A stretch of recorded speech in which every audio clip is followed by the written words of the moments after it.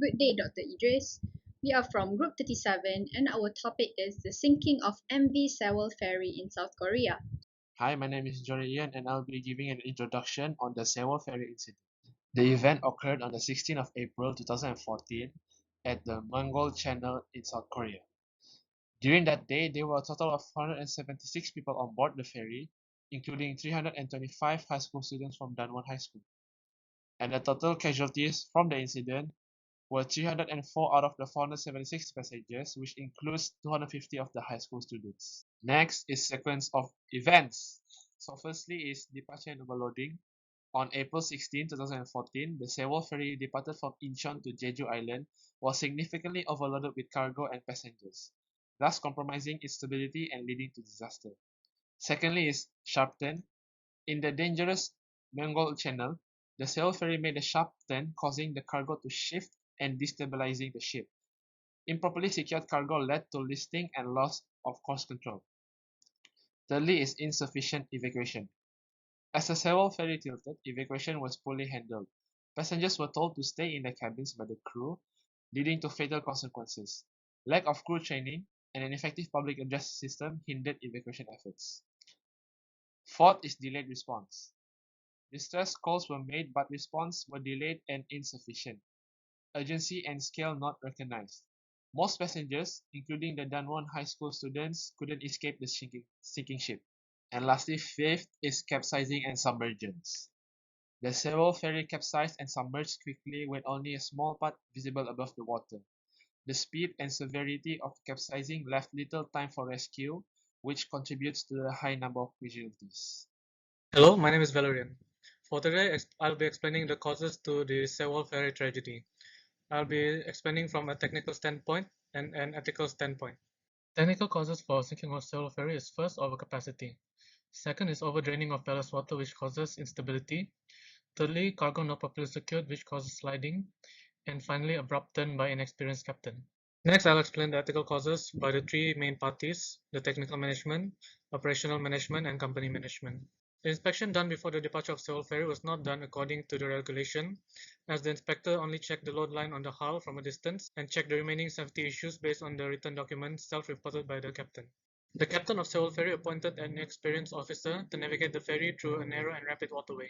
The captain also did not inspect the onboard life-saving appliances and conduct safety education with his.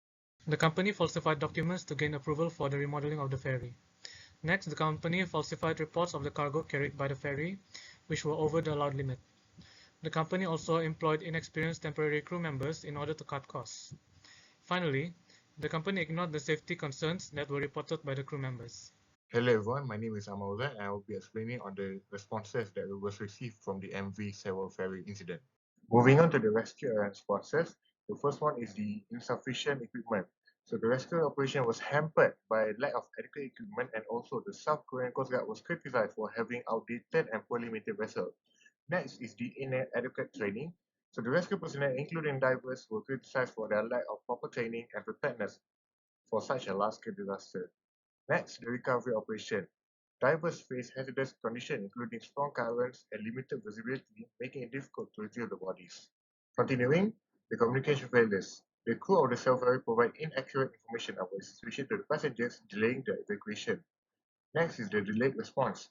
One of the mechanisms of the government's response was a delay in launching a full-scale rescue operation. And finally is a lack of coordination, where the rescue efforts were hindered by lack of coordination among the various government agencies involved, which hampered their rescue operations. Moving on, now I will talk about the technical responses. So one of the technical responses was the safety reforms. So we have three safety reforms that were instilled by the government from this tragedy. The first one is the establishment of a new agency called the Ministry of Oceans and Fisheries, which aim to strengthen and oversight the enforcement of the safety regulation in the maritime industry. Next, the government introduced a stricter safety standards to be implemented for passenger ships, including requirements for stability and also cargo loading limits. And finally, the government invested in improving emergency response capabilities by enhancing training for rescue personnel, increasing the availability for special equipments, and conducting regular drills and exercises. Now we come to the ethical responses to the case. There are two things that fall under the ethical responses, which are the investigation and the legal proceedings. From the investigation side, we found out that the regulatory oversights and lax enforcement allowed the ferry to operate despite being overloaded with cargo, which contributed towards a tragedy.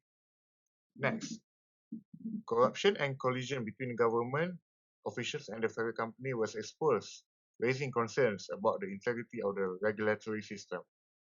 And then, next, for the last investigation, it was found that there was inadequate inspection and a lack of emergency preparedness, which further highlighted to the government's negligence. Finally, we come to the legal proceedings. There were criminal charges that were filed against the captain, the crew members, and the government officials involved for the tragedy itself. My name is Dania and I will present on the discussion. There are three technical discussions. First is regulatory oversight by authorities. Careful inspection by authority organizations should have been done on the remodeled ferry, which are firstly to compare old and new ferry modeling documents. Second is safety check tests should have been done before determining the remodeled ship is sufficiently stable. Second is unlicensed subcontractors hired by the ship owner. The ship's owner should have verified the license and qualifications of any third-party contractors hired. As a result, the hired subcontractors for cargo securement did not meet the necessary requirements and standards. And lastly, inadequate rescue equipment. The South Korean Coast Guard should have prepared for emergency situations, including maintaining an inventory of rescue equipment and ensuring that they are properly functioning. Regular inspection and maintenance should have been done. This lack of preparation led to the delayed rescue response. As for the ethical aspect, there are three discussions. Firstly, abandoned ship by ship crew. The captain and crew should have prioritized the safety of passengers, assist in the evacuation, and provide support until everyone is safe. The abandonment is a clear violation of their moral and ethical duties. As the head of the ship, the captain should also have shown leadership and made decisions with priority of saving the passengers more than themselves. Secondly, inexperienced officer appointed by the captain. The captain should have not appointed an inexperienced officer to navigate the ship and left the officer unsupervised. It is worse as the officer has a history of mistakes and a ban from navigating ships. The captain also failed to consider the narrow and rapid waterway of treacherous Mangle Channel the ship was currently at.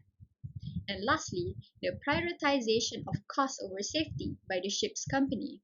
The company should have prioritized passenger safety, then cost-cutting measures, such as requesting overloading of cargo and hiring temporary workers that do not possess the necessary training required for emergency situations.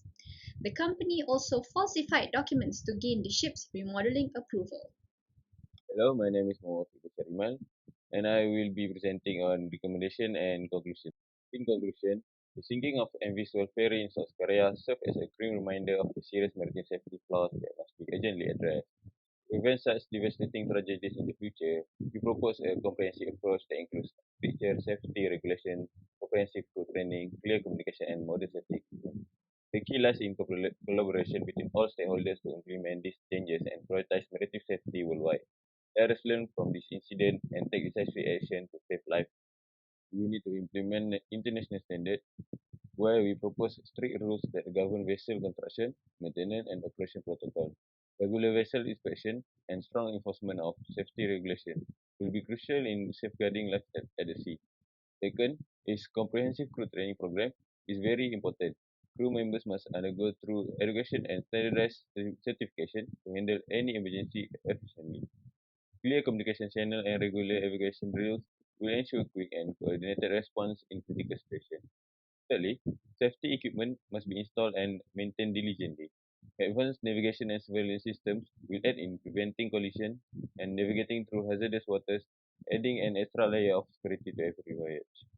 And fourthly, we need to raise public awareness about maritime safety, educating passengers about emergency procedures and their role in maintaining safety on board is vital. We also encourage collaboration between the maritime industry and society to share information and encourage safety initiatives. Finally, establishing a strong reporting and feedback system is essential. Encouraging crew members and passengers to report safety concerns without fear of retribution will help identify potential risks early on.